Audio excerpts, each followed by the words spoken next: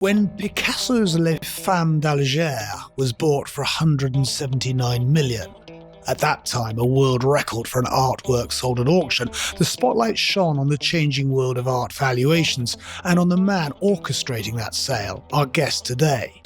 Having enjoyed an extraordinary career at Christie's as chairman and international head of Postwar and contemporary art, and leading the auction house to its first billion-dollar auction week in 2015, he's synonymous with auction expertise, depth of knowledge about the art market, and a passion for great works of art. So today the discussion is the business and world of art investing, and our guest is now owner and partner of LGDR, Brett Gorvy. Good morning. Good morning. Well, I think you are sitting in New York. I have to tell you, I'm sitting in London. It was -4 this morning. We have builders in our house. Central heating wasn't working. I had breakfast in my ski jackets and I found an office which is significantly warmer so we can have this conversation. But for those who are very well attuned, they will even have picked up the slightest South African tinge from your opening words. And tell me, I think you were born in South Africa, or at least you were born to South African parents. And I just love a little sort of, sense of what stays with you about your upbringing. I was actually born in Johannesburg in the 60s, and we left South Africa in the 70s, in 1974, to move to England. So I have very, very firm memories of growing up in South Africa, which was a very idyllic experience, but very not necessarily an art experience. It was really coming to England where I had the exposure to a broader international culture, but also to the art world. But before we get into the art world, what did you decide to study? I mean, I studied art history pretty much early. One of the aspects of the English education is that you have to, at least in those days, you had to choose relatively early in your life as to your main focus. And I was lucky in that by the age of 16, I'd found art history as my main passion. And ultimately, it was all consuming at that point. And you start out as an art journalist, is that right? Yeah, so I started on the academic side and basically studied art history at university, and then ultimately my first way of actually leveraging that knowledge was ultimately as an art journalist. Also initially actually as a mainstream journalist, and then became much more focused as a art journalist, and then became a features editor of a magazine. So in a way, writing about art, or at least observing about art, was an early foundation in terms of at least understanding this world. And I know you are still a very keen writer about art, I'm told, although I'm yet to follow you on Instagram, but I'm told you write vigorously and regularly there. So that'll be something that we'll be featuring in our show notes. But at what point did Christie's come into your life? Christie's came into my life, actually, it was a result of the journalism. My life has really been a various chance encounters which have ultimately turned into new adventures. And in my case, in the early 90s, I was working as an art journalist, and I was given the task given the assignment of interviewing the auction houses as to how they were doing. This was 91. The market had crashed at that point, and ultimately, I was writing an article about the survival of the market at that point. And I interviewed major players at the auction houses, at Christie's and Sotheby's and Phillips at the time. And I interviewed a man called Hugues Joffre at Sotheby's, who was then the head of contemporary art at Sotheby's. And the next day, he offered me a job to be his number two. Which I was very naive probably at the time, or slightly innocent, and turned him down on the basis that I actually preferred to be a writer, and that was my passion at the time, and against actually my family, or at least my father's judgment. And as it happened, it turned out to be the right decision, because a year later, Hugues Joffre had left Sotheby's and was now at Christie's in charge of the 19th and 20th century department. And he called me a year later and said, "I'm looking for a head of department." So it was, a change of fortune, but also it ultimately put me in the right place. And that was in 1994. And I stayed with Christie's until 2016. Right. Well, we're going to put all these pieces together. For those of us of a certain age, we once in a while played this game Masterpiece, which was the art board game, and you would see Renoirs and Rembrandts. But at some point, something happened that drove this explosion in interest in post-war and contemporary. And just tell me what happened and why it happened. I mean, when I joined Christie's in 1994, the contemporary department was the number 6 department in the field. And now it's by number 1 by far. And at that time, Impressionist and Modern was really the strongest department. But silver, old masters, furniture, I mean, there were many other categories that were deemed more important, or at least were more making more money commercially for the company. I think what took over ultimately was lifestyle. You know, the fact that people understood contemporary art as being something that was vital to their day-to-day lives, and it, you know, not that it's just about fashion and how people, you know, absorb that, but ultimately it opened a door, an accessibility. And I think a large part of our market today is about how people are accessing works of art. So I think that change, that shift to more contemporary perspective came about by a greater audience and a younger audience that ultimately understood that this was something which actually connected to their lives. And wasn't just something that they were buying and selling, but ultimately that they could have a passion and a real interest in. And is that access because it was happening in their time? I think it was a combination of the fact that we're talking about a very contemporary moment, and it also helped at that time. You know, if you think about the 90s, this was a time when you saw younger contemporary artists suddenly coming to the fore and being incredibly powerful in terms of their positioning within the market. Damien Hirst being, you know, a number 1 player within that in terms of both, you know, the importance of his work, but also then understanding how to play the market. And, you know, the fact that he presented a wholesale at Sotheby's was a factor that ultimately in 2008 was a factor that actually demonstrates how much the market changed, that ultimately you could have an artist presenting over $250 million of pounds of art in an auction in one day, especially just after the Lehman's crisis, and having great success. That in a way really was fed on by the fact that, you know, up to, you know, a good 10 years prior, there'd been a change of shift towards contemporary and a much greater dynamic in terms of both the number of people who are within the field, and also, frankly, that the auction houses and the dealers had now focused on this as a very international, but also very commercial field that ultimately they could develop. So I think a large part of this was, frankly, what I was doing at Christie's, you know, from the 90s onwards, which was building both a very strong market for contemporary art, but also ultimately giving access, which is obviously the most important aspect, to a very international audience. And we saw the growth, for instance, of Asia in particular as being a major, major player within the contemporary world. And that's really happened maybe in the last 10 years. But again, the seed of that was back in the 90s and the early 2000s. We talk about in the sort of the classic investment world, those like the Warren Buffetts who have recognized themes and stayed with them for a long time. But we're also very aware that there's this sometimes secular component, sometimes cyclical component. And in this case, obviously, your speciality has turned out to be secular. But what was it when it wasn't so obvious that made you think, this is where I want to hitch my wagon to this train?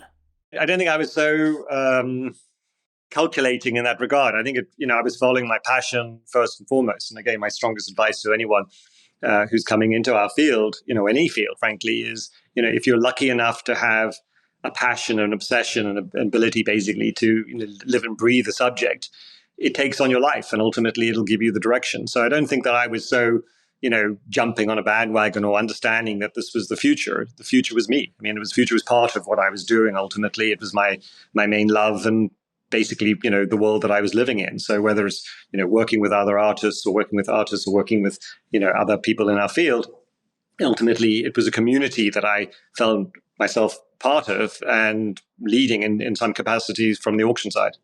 So let's talk about the market, the art market. I want to discuss demand, supply, and the exchange mechanisms themselves. So let's just start with the demand. We know wealth creation has been immense in the last, in multiple decades, accelerated by a lot of the money creation that's happened in the last sort of decade and a half. But a lot of the demand that you've written about has emanated from Asia. I'll quote you. You say one of the most exciting aspects about Asia is that the learning curve of Asian collectors is phenomenal. So now just tell me a little bit about the demand side of the equation for these works. I mean, if you think that basically we're talking about, relatively expensive art. So again, you cited at the beginning a Picasso that I'd sold in the $170 million mark. But even if you're talking about art in the millions, you're talking about a relatively well-heeled audience that's paying attention to this marketplace. But what you also see is ultimately that art has the connotations of, it can bring status, it can bring obviously incredible knowledge and pleasure to your life.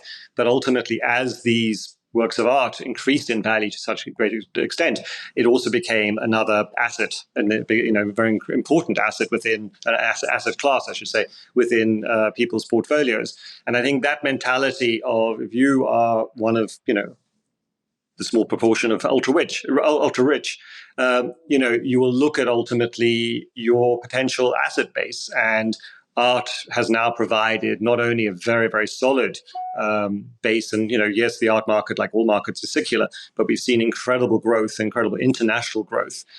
And what's interesting about this market is that while it is a very broad and international market, it is generally in the hands of a small number of players. Meaning that when markets change, when you see big price changes, it's normally because one individual has decided to make a big purchase. So we saw, for instance, at a time, the big players, and often the big players are people who are in the other markets. So, we saw someone like a Steve Cohen, for instance, coming into the market and becoming incredibly important in terms of his positioning, because what he was concentrating, and what he continues to concentrate, is masterpieces. And if you have an individual who ultimately comes into the market and buys a painting at a record price, as some of these players did, certainly in the early 2000s, that has not only the effect of what that purchase might do to one individual sector of the market, but when that knowledge goes out in the market, it literally rises all ships. So we saw, for instance, back in 2005, 2006, Ronald Lauder was the first to publicly do this. He bought the Klimt painting, which is in the Neue Gallery. And at the time he paid, and it's been reported in the press, $138 million for the painting. That created a new, I wouldn't say barrier, a new level that the ultra buyer could now at least compare what they were doing to. And within that year, within 6 months, we saw multiple paintings, when I say multiple, at least 10 paintings coming to market, selling above $100 million, all using this Klimt price as the comparable. So I think that notion of a market which is so international and yet is actually reliant on, or can be changed or can be transformed by an individual person within that market, makes the art market both incredibly vital, but at the same time very subjective to these elements. And I think that is one of the reasons why you have such vitality, because literally you can have an overall market which is very sustainable, and then you'll have the entrance of one new whale who comes in and literally changes the way that the price points are being thought about. And that obviously has major impact across the board, because it's then carried on not just by those artists that are achieving those high prices, but anything which is considered to be of a quality that's comparable can then be presented in that way. And that in many ways is why the market suddenly took off into these multi-million levels after 2000, after actually the fall of the market in 2008. The growth potential of the market after 2008 was enormous, both because of a recalibration of the market that had occurred, but ultimately also this new blood that had come in at each time.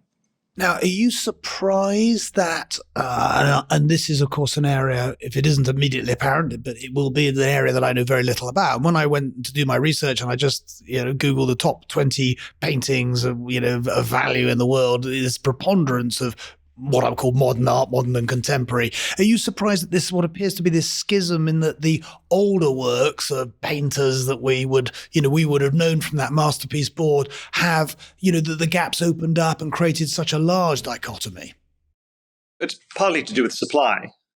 At the end of the day, if you're dealing with old masters, you've got a very limited amount of supply that can come on the market, especially at the highest level, the top quality.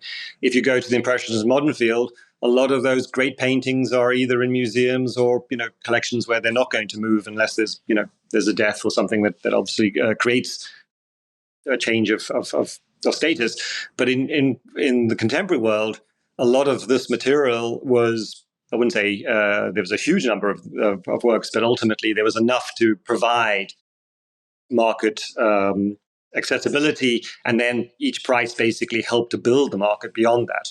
So again, when you have supply and demand, you have the ability, obviously, to create something which has a momentum, as well as something which is just one of these, what I was describing earlier, where you have someone comes in, does something big in the market that has impact. But what we're really looking at is something which obviously has continual ability to rise. And I think as you get a much bigger marketplace, as we've now seen, both in terms of what the auction houses have done, actually since COVID, which is a very important factor in terms of reaching a new audience, but even just the way that we look at our world, the art market for us, on an international basis, we see it in the art fairs as much as we see it when we're dealing privately. When you have a major object that comes for sale, I remember this was actually an experience that I had with the Picasso at Christie's. There was a major Picasso 1932 painting that was coming for sale. And this was around 2010, 2011. And the market was trying to catch up because obviously there'd been this fall in 2008.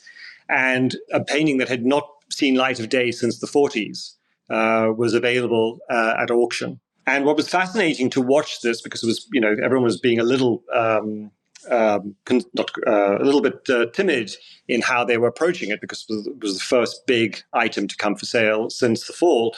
And it was fascinating to see that everyone had the same price.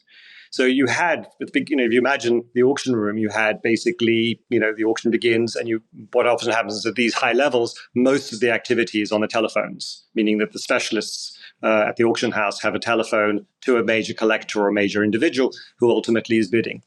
And so you had 5 or 6 people or entities who are bidding on this Picasso. And at that moment, if you literally did a cross-section of that marketplace, first of all, the names of those individuals were all the big names that you would see in in other industries. They were the titans of their own domains, all coming to the auction market or coming to the art market to compete against one amazing trophy. And in a way, what that demonstrated to me was how small the market was to ultimately have these big changes. But also, when you looked at each of those individuals, they were titans in their own industry.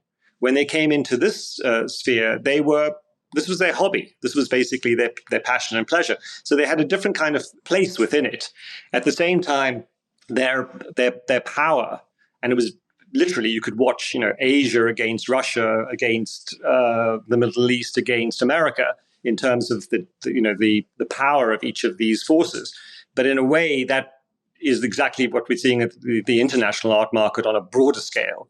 Is, if you look at those 5 or 6 individuals fighting for that one Picasso, and then you ultimately translate that to a whole market at all levels, you can see basically how the power of one particular economy can take over. And that's what we saw in Asia in the last few years. And we saw the same thing happening in the Middle East at the end of 2010 period. So again, the changes that happen in this marketplace are part of the momentum and the growth of the market. But it does come down to these very specific moments when you have, as I say, the cross-section of all activity. You realize it's in the hands of a power base like a new buying market that's coming out of Asia, which basically overtakes everything else. So again, you see these flows, which are very important. And a large part of it is both the extent of the market, i.e.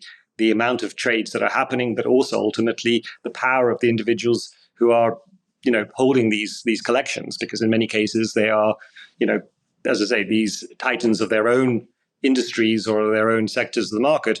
And this is a place where they come together in a certain way and compete. So that explains the demand side very well, thank you. The supply side seems more opaque, and I'd love to hear how new supply is validated. You know, we had Kate Bingham on a few months ago just talking about the world of biotech investing, and we know that, you know, if you're investing in sort of a portfolio of drugs, there are some absolute losers and then there'll be some real winners, but they're very, very small as a percentage of the overall theses and potential drugs. How does the identification of a potentially powerful new artist occur? What's the journey, and how does that validation sort of happen? Is there some predictability to it? It's a very interesting question, because I think it's changed so much in the last few years because of technology, and basically, again, I use the word access as both a word that ultimately allows for a greater understanding or greater ability to see works of art. But in a way, what we've seen in the last few years is this incredible expanse of a marketplace, which, because of that, allows for the kind of dynamism that you see towards one individual artist, for instance, or one particular market, become, you know, incredibly dynamic at a certain moment. And that comes with both, you know, huge gain, but also risk. Because if we look at ultimately the overall history of markets, you can see basically that there's always a moment of fashion, i.e., there's attention basically is directed towards one artist or one particular movement or one particular style of expression, and that ultimately becomes the fashion of the time. Fashion changes. Fashion, by its very notion, ultimately is short term. So there will be a moment when ultimately the pendulum will swing. And the question then is there a marketplace? Is there still a marketplace as broad and as strong for that individual artist who might have been taken up to a very high level because of this fashion-based, but ultimately needs something more substantial to actually have a longer career position? And we've seen that most readily, as I say, in the last few years, in particular, the way that Asia has absorbed some of the younger artists, whether they're female artists, whether it's artists of color. You know, you're seeing a lot of these sort of areas where there was either sort of marginalization or at least a sort of minority focus suddenly become the main focus of the market. So all those categories that I was just describing, you know, I mean, Black artists, for instance, were a very, very small part of the market 10 years ago. Now it's an incredibly important part of the market as ultimately culture has changed and ultimately Black Lives Matter becomes an important part in all fields. So those kinds of changes that we see that are happening, you know, to our social lives or our social world have great impact in the way that artists are appreciated at any particular moment. Obviously, any kind of big jump into a marketplace by a broad group of buyers means that you have amazing activity, but the question then is that sustainable?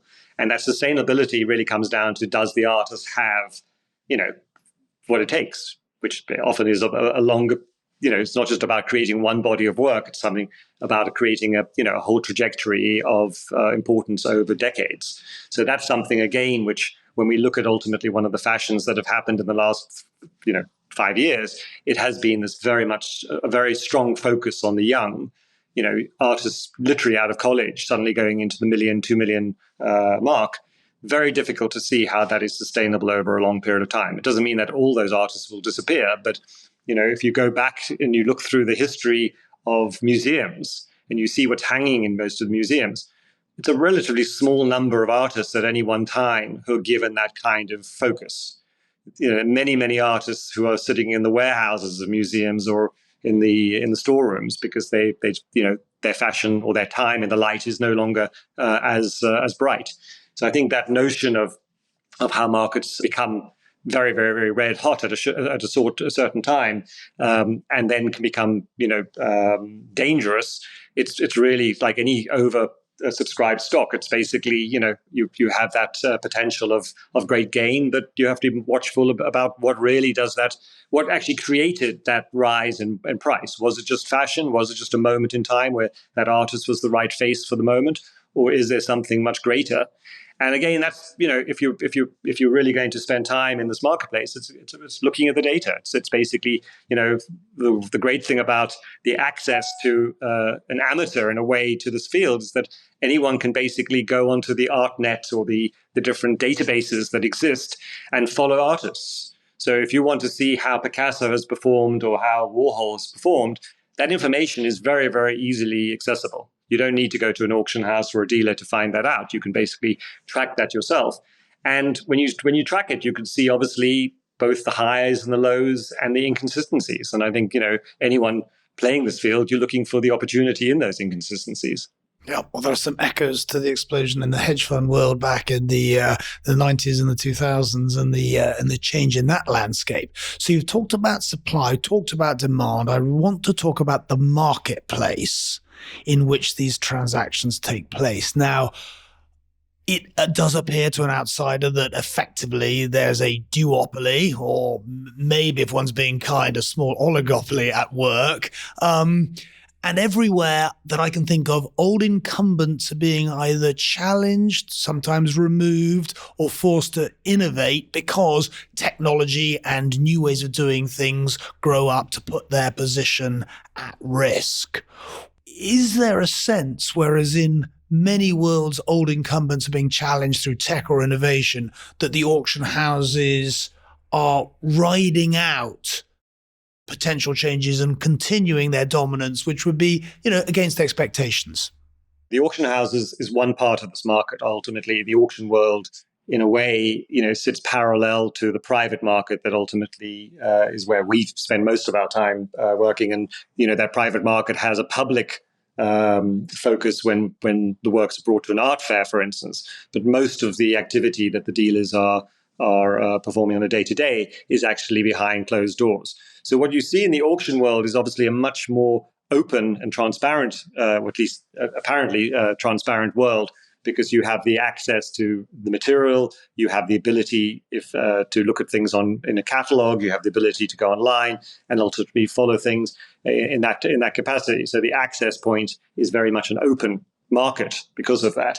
The way that the auction houses have grown considerably over this period of time, and I was certainly part of that up to the 2016 period when I left Christie's to set up my new business. To set up my own business. But with the way the auction houses really transformed themselves, we saw that most certainly during the COVID period.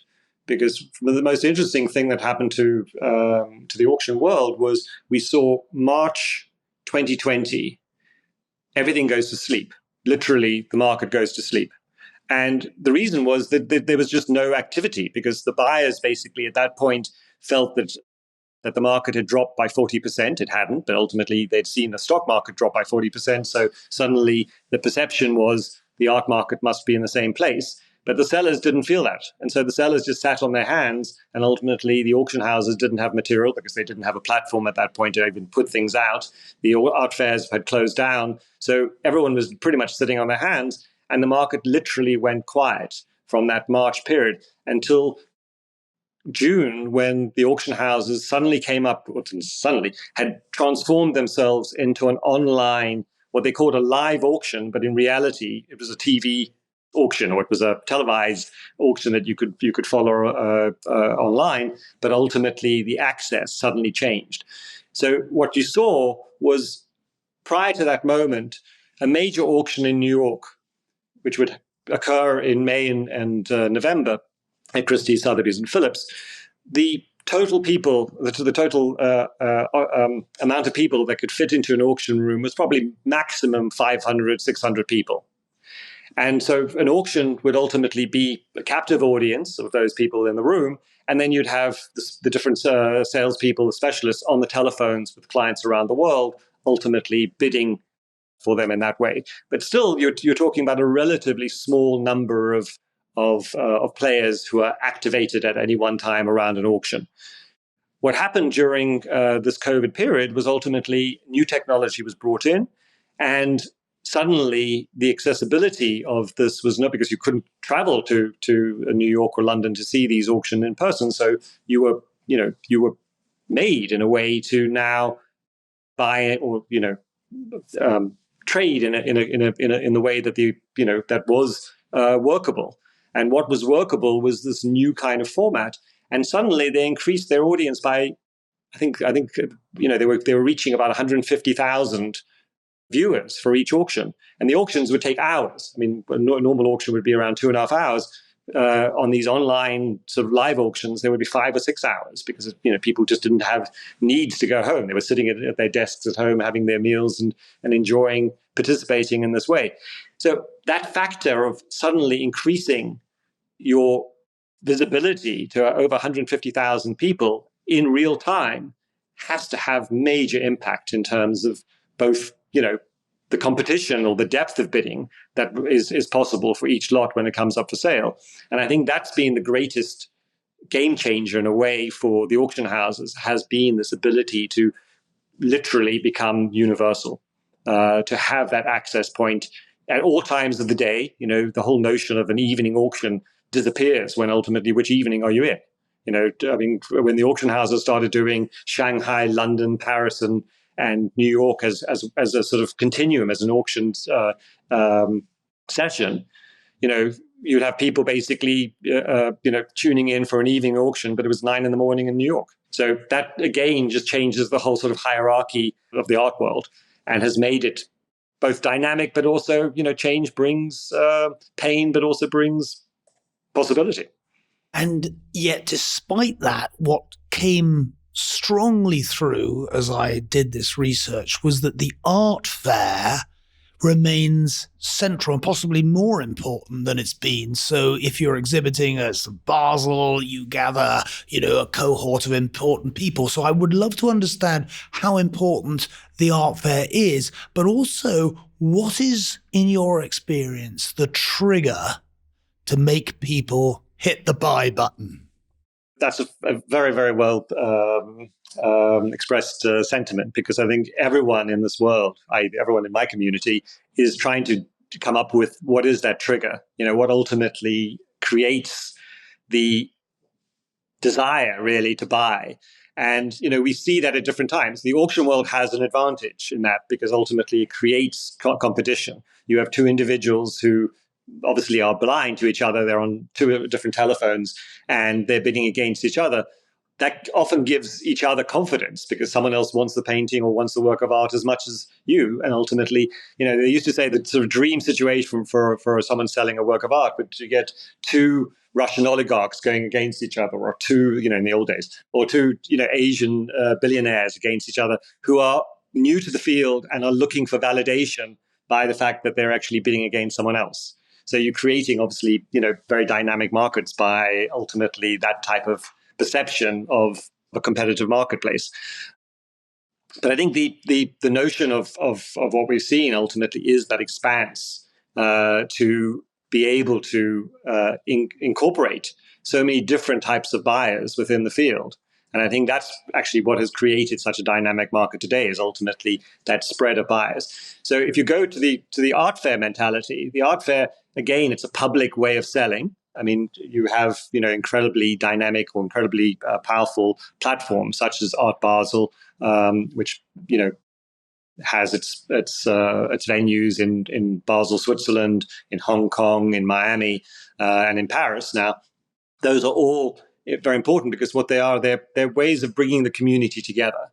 So if you think about the art world as this, this is obviously happening again now, but the last 3 years has been disrupted by that. But as a continually sort of migrating community that moves, as the calendar moves from location to location. So whether it is London for the auctions in February, March, or whether it's New York for May, or whether it's the art fair in Basel in May, June, these are all moments in the art calendar that if you are part of this world, or you are part of the major collector, you will want to participate in all these different elements. And ideally, you'd want to be there live in person.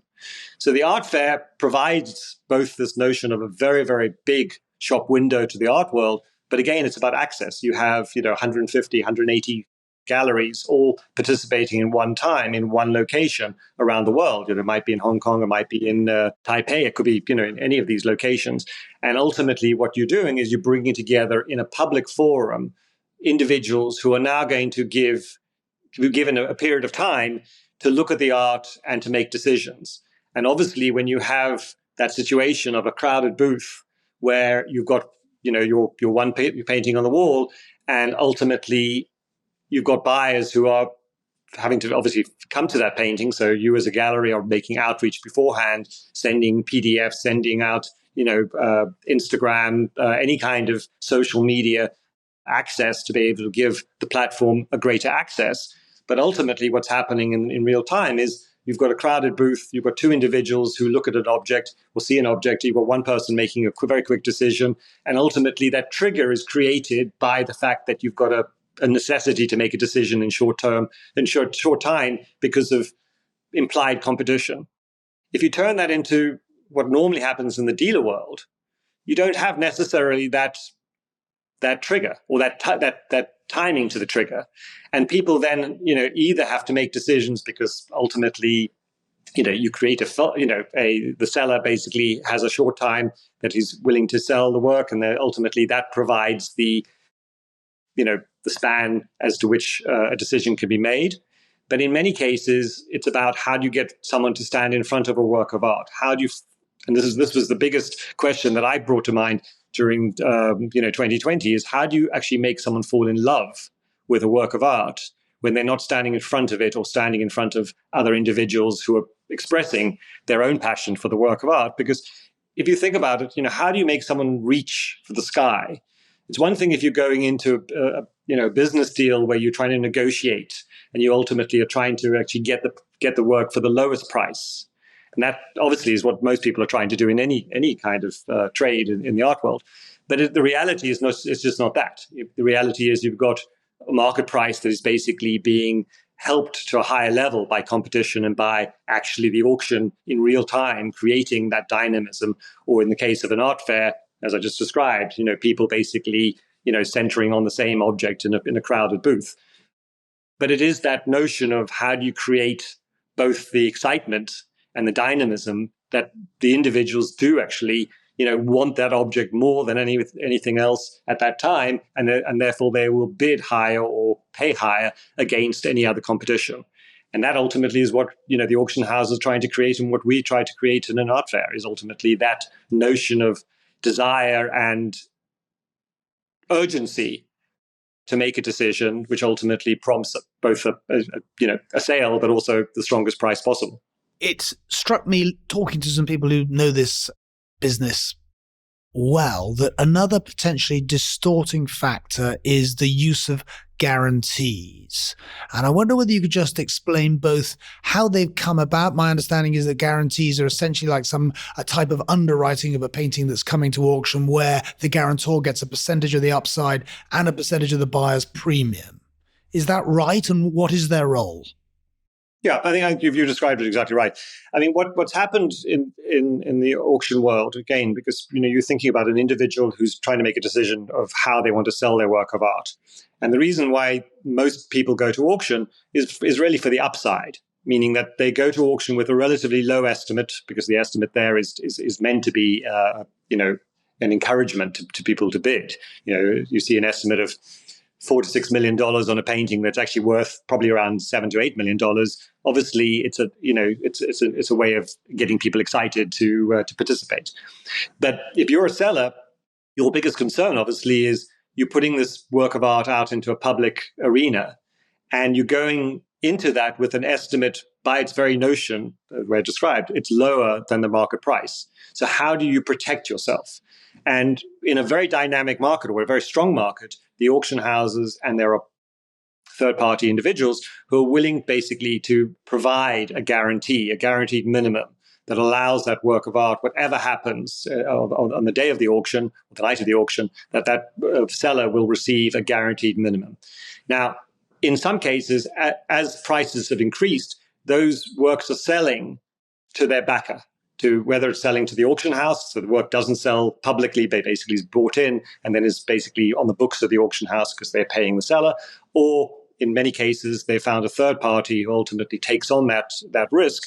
That third party has been seen most recently in the auction world as being most likely the buyer. at the very high level, above $10 million. We've seen a lot of the guarantors basically being the willing buyer. And the reason why I define it as willing buyer is because, frankly, anyone who's guaranteeing a painting has to understand that there's a very strong chance, or there's equal chance, that you might be walking home with that painting. So you have to go into it. Most backers are not just viewing it from a pure investment point of view. If they are viewing it from an investment point of view, it's part of a portfolio, and therefore it's not as relevant how that performs compared to everything else within a group of works that they might be backing that season. If it's just that one individual work, it's most likely that person really wants, it's most likely a private collector who wants that work and understands that if they're doing this kind of guaranteed minimum, they actually have the ability of buying it for less because they get a financing fee, and then they participate in the upside. Specifically, if they're not the buyer and they're the underbidder, they basically benefit from that. So it's a very attractive aspect if you're both interested in the work and want to own it, but also ultimately want to play a little bit of the field. But that has become a very important part in terms of how auction houses win property. Because if you imagine you're the owner of a $20 million painting, you have different choices of how you want to sell that work. You can come to me as a private dealer, and I will sell you your painting, and I'll do it very confidentially, depending what your needs are. Or I'll take that painting to an auction, to an art fair, and I'll basically present it. Now, the notion in an art fair or with the dealer world is that you start with a price, an asking price, and then there's a negotiation downwards. In an auction, it's the other way around. You ultimately start with an estimate which hopefully is perceived as conservative, and ultimately you're creating competition that's then going to drive a price well beyond that. And the guarantee basically provides the minimum that allows the work to sell. Now, if you're that $20 million owner of a painting and you want to sell it with surety, you're either going to take that private offer because you know that private offer is ultimately the deal is done directly, or you will go to auction with at least a conversation about a guarantee that will provide you that protection. And many things are going to auction because of that protection. I mean, without that protection, the works would not necessarily be given to the auction houses. They would go private. So I think it's definitely been a major incentive to win property, especially some of the big collections. If you look at last season, the Paul Allen collection, which was the highest collection ever to come for sale, selling over $1 billion. That was a guaranteed sale. The auction houses provided, Christie's provided, they had won the collection, provided a guaranteed minimum to the Paul Allen estate. Now, that was a confidential number, but clearly, if we're talking about $1 billion collection for sale, you can come up with at least a rough number as to where the guarantee was. And the numbers that certainly were put out in the press were in the sort of 700 million level. So the auction houses were taking, potentially a huge risk on the property, but understanding that the property was incredibly desirable and was exactly the type of material that would trigger these billionaire buyers. And what they saw was a lot of individual buyers then came forward after they won the collection. So what often happens in terms of process is the auction house, in this case, provided their own guarantee, a house guarantee to the estate. And then once they won it, they then went and sold off the collection to different potential buyers. And that provided that they basically offset their risk, but brought in private individuals who then actually participated at the highest level and either won or lost, depending on how they performed. So you know this market inside out. You were the champion of this asset class at Christie's, and in December 2016, you leave to set up your own business. Just explain what was going on in your thinking. Funnily enough, actually, one of the things that prompted this, I mean, there are many things obviously happened in one's own personal life, and the fact that I was approaching my I think it was 52 or 53 at the time, and I think age does have an effect in one's decision process. And I'd been with Christie's at that point, I think, for around 23 years. And so the notion of one more chapter was an important part of my kind of decision making. That if I was going to make a decision and really commit myself to what I was going to build, and I had this idea that I was going to go into partnership. I didn't want to be a gallery by myself. I wanted to work, as I'd had the same experience in the auction house, a very collaborative experience, and working as part of a major team. I wanted that same type of dynamic within my with my own business. And I joined forces initially with a gallerist called Dominique Levy, who I had originally met at Christie's. Actually, she had been in charge of Christie's private sales in the end of the 90s, and then had gone out on her own, or had actually joined another gallery and had become L&M Gallery with Bob Manouchian, and an incredibly important gallery at the time. And I realized when I was leaving Christie's that if I was going to create my next chapter, it would be in partnership. It would be in collaboration with other like-minded individuals, each of us having our own strength or our own positions within the market, but working together to create something very strong as a team. And so in 2000 and beginning of 2017, I joined forces with Dominic Levy and created a gallery that was called Levy Gorvy. And we had a very strong base in New York, London, Paris, and Hong Kong.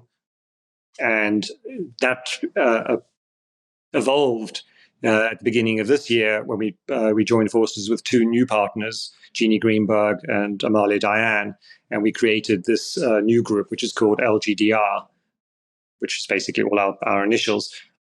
But it's a group of 4 strong partners.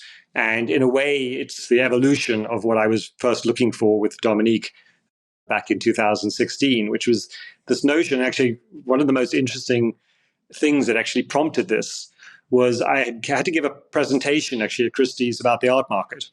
And I saw a pie chart that demonstrated basically, where Christie's, Sotheby's, Phillips were in the market. And what you saw was these small little slithers of the overall pie were given to Christie's and Sotheby's, and Phillips even smaller.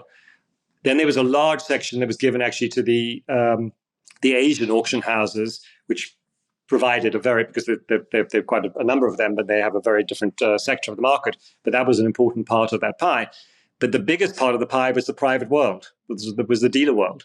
And when I saw this pie, I suddenly realized that actually I'd spent 23 years in a very small sector of the market, and I had this opportunity now of really opening myself up to the full extent of the market. Because one of the things that has continued with me is because we're working so closely with private collectors, when they're making choices about when they want to sell, as much as when they want to buy, but in this particular case, I'm focusing on the selling side, they come to me basically, or they come to my team with these questions as to, how do I maximize my financial return? How do I basically get the safest way to provide revenue or to ultimately sell a collection? And we will make a decision at that point as to, we will look at the different platforms that are available for either a work of art or a collection. And those decisions or those conversations will include auction. So we're still working very, very closely with the auction houses as part of our armor or part of our potential offerings to our clients. But we're balancing any of those decisions with, would we make more money for you by selling this in an art fair? Would I make more money by selling at auction or selling it privately in a very confidential manner? So those kinds of conversations are happening every day when we're looking at a work of art. And the fact that we have still the ability to access or to utilize the auction platform is a very important part of what we offer to our clients. Because, one of the things about working with the auction houses, it's one thing if you have a long-term relationship with the auction houses, but in many cases, people come to auction for the first time when they're thinking of selling, and it's a relatively difficult, not even difficult.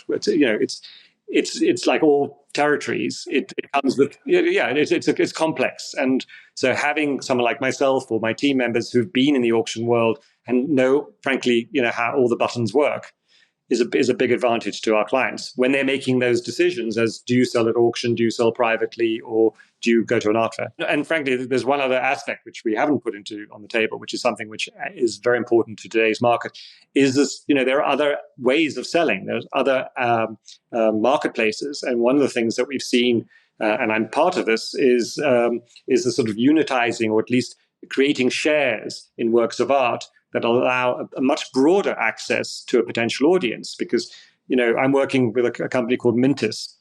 And Mintis is creating this ability for both investors as well as private individuals, but at the moment focused very much on investor class, is the notion that you as an investor could basically buy a share into a major painting and ultimately have ownership of a work of art that you would not normally have the ability to own fully. And that has provided both a different access point, but also a different distribution point for works of art, as works of art are going into these different companies where they're being sold off in shares, and then ultimately those shares being traded.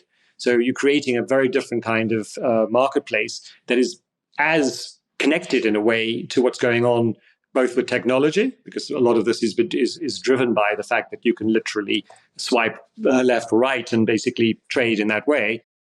But it's also the appetite, the international appetite for art.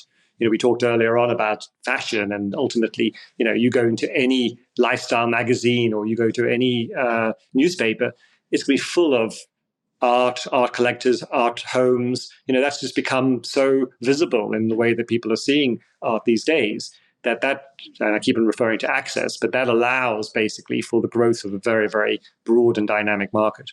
Well, yes. So you mentioned Mintus; they are actually one of our sponsors, and so they are FCA approved in terms of the fractionalisation of art, which is maybe the only one in the UK, but it certainly is very interesting. But they also are behind this royalty program, introducing primary artists. But I didn't quite think that I understood what that is all about. This is something which I find the most actually very, very interesting part of what Mintus can provide. If you think that basically as an artist, you're making your work, you paint your paintings or you're sculpting, and you have a dealer or you have a gallery that you're working with, and you sell that work of art at that particular point. Now, you could be a young artist or you could be an older artist, but there's a price, obviously, that you're selling the work. And in most cases, you're receiving 50% as a gallerist, as an artist with the gallery. In some cases, if you've got a very, very strong market, a strong market for an artist, that artist might have a slightly different percentage. It might be 60% to the artist and 40% to the gallery. But ultimately, there is a sharing aspect of any sale. But that's as far as it goes, because after that work is sold, it passes through many different hands, and the artist, in most cases, is not receiving anything from future trades. Where there are systems in place, for instance, in Europe, where you have droit de suite, where an artist basically will receive a very small percentage, 3% or whatever it is, of a continual sale that would happen. So a work of art Picasso comes of a sale in an auction, that artist's estate will receive a portion of proceeds, even if it's a rather small. It adds up, obviously, if you've got a big artist that ultimately has multiple things selling. But if you go back to that notion of your artist who's basically given up, in a way, any kind of possibility of ownership, or not even ownership, of getting some kind of reward from the growth of a work of art over a period of time, Mintus basically has the apparatus within it to have an artist, if they consign works directly to their platform, they can hold back a certain percentage. If you think, basically, we're talking here about a fractionalization of a work of art. There's 100% of shares that are available. If within that one painting, the artist retains, let's say, 20% of the share of that work of art, as the work is sold and traded on, so the artist has that ability to maintain not only a share of that, but then also obviously to profit as the work of art increases in price. So to me, it's a very new aspect of this marketplace, but it does give a huge advantage in a way to both the Mintus as a platform, but also to the artists themselves, who are now really given a much greater control of their own fortunes or their own markets. So, Brett, I'm going to move to a few closing questions. NFTs, just a passing fad and buyers beware, which of course reveals my age. I think buyers beware is a definite warning, and I think we've seen incredible gains, but huge losses that have occurred in this field. And I think part of you have to look at what NFTs are, because NFTs obviously is is actually similar to what we were just talking about in terms of Mintus. It is a way of retaining value, or turning, an artist can actually maintain some kind of controlling aspect of that work of art. But a large part of it is, almost there was what happened with the NFT world was that there was this sort of underbelly of a world that existed which was, tied to cryptocurrencies, and it wasn't in any way connected to the art world. In fact, it wasn't even known. I mean, these were people who were creating these artworks and selling them with different sort of platforms. They weren't being sold at auction. And then, again, this goes back to COVID times, but, we're in the middle of early 2020, and a young man at Christie's in a day sale in London decides to put in a Beeple object, a Beeple NFT work into his auction, and it sells for 69. It was estimated. I don't think they even gave an estimate, but it was basically estimated, probably in a couple of 100,000, and it made 69 million, but using cryptocurrency. So the buyer and the underbidders were basically within that world. But what it did is it suddenly opened the gates, really, to a world that existed already, but was completely unseen by most art collectors in the world. And then the real question, so then there was obviously the fashion and the huge, excitement about that, and even the fact that you got a $69 million price on a young artist who was completely unknown within the normal traditional territory of the art world is a major factor of this kind of introduction of cryptocurrency within our field, within a more traditional field. But at the end of the day, it's about the quality of the art. People then have to look, are these good artists? Just because they have the technology to make an NFT doesn't mean that they have the sustainability of being able to, exist alongside a Picasso or any other artist who is painting in a more traditional way. And it's not necessarily saying that the medium itself, working with video is something which is new to the art market. It's more the way that obviously these works are being traded and ultimately profiled. So I think, buyer beware is very important because, like everything, you enter a market which you have no knowledge, and even the market itself, the auction houses didn't really know where this was going. It literally exploded as a phenomenon. So I think those people who got hurt were hurt for the reasons that most people get hurt. They went into something, without much knowledge.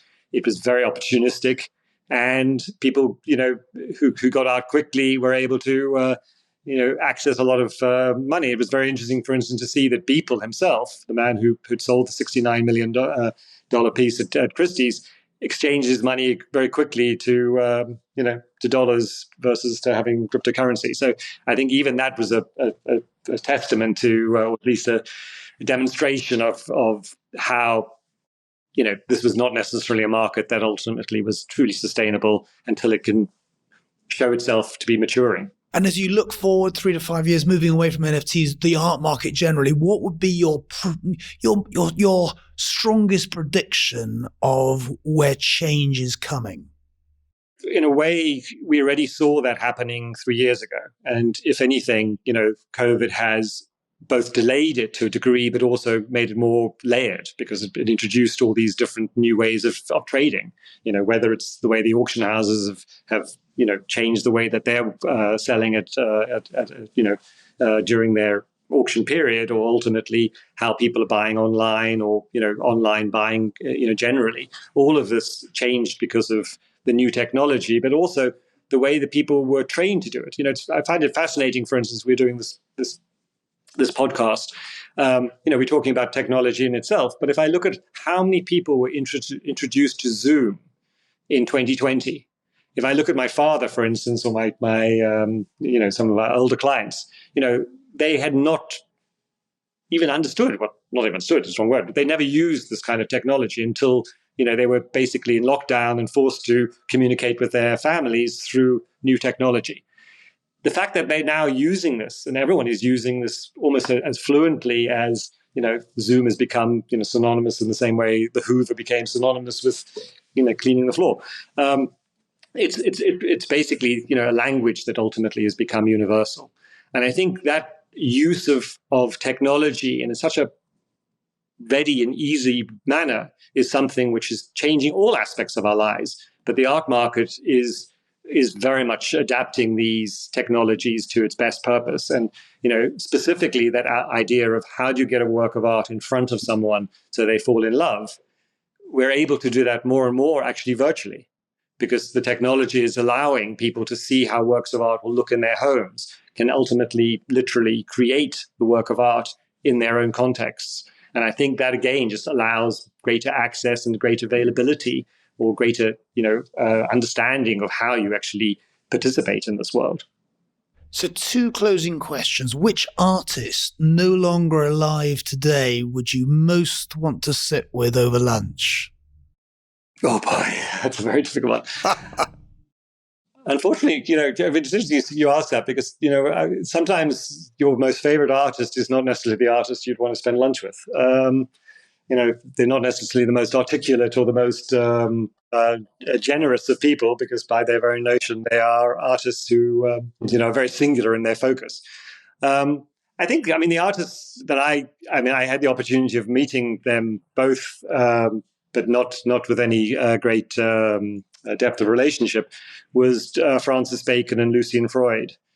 And I would probably still, I'd say, having lunch with Lucy, maybe not lunch, but having a drink with Francis Bacon, I think would probably be high on my wish list. And finally, in my research, I discovered you have a quality that I admire in people, which is that you adore poetry. And so I have to ask you this: which is the one poem you wish you'd written? Poetry is an interesting part of my life now, because I become very involved in Instagram, and I have an Instagram account that has become popular beside, almost without me in a certain way. And the format of that, of my feed, is ultimately I show works of art and I basically pair them with poems.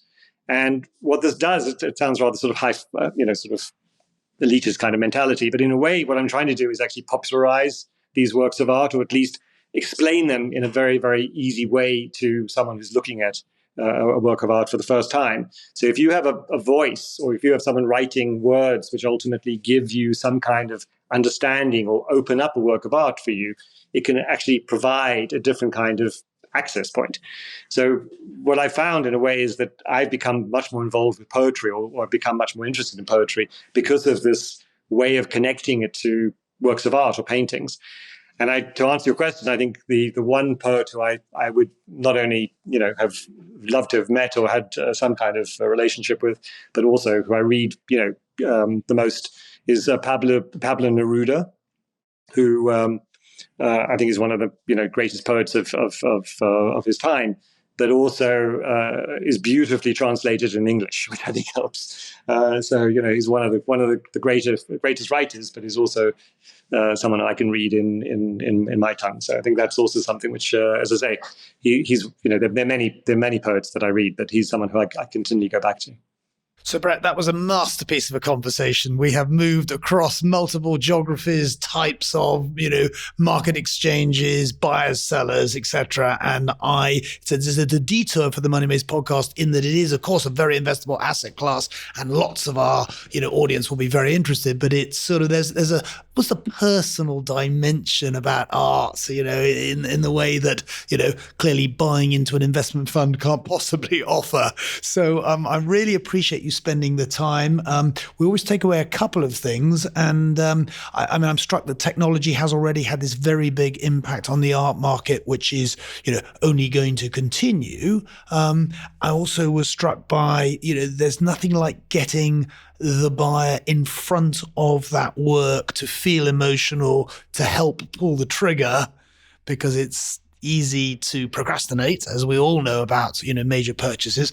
And finally, on our show notes, we will be showing your Instagram account. And I love the idea of, putting, art and poetry together. I have to confess that Pablo Neruda has escaped me up until this point, either in English or in his original language, but that will be rectified. So thank you so much for being with us today. Thank you. Thank you very much for your time.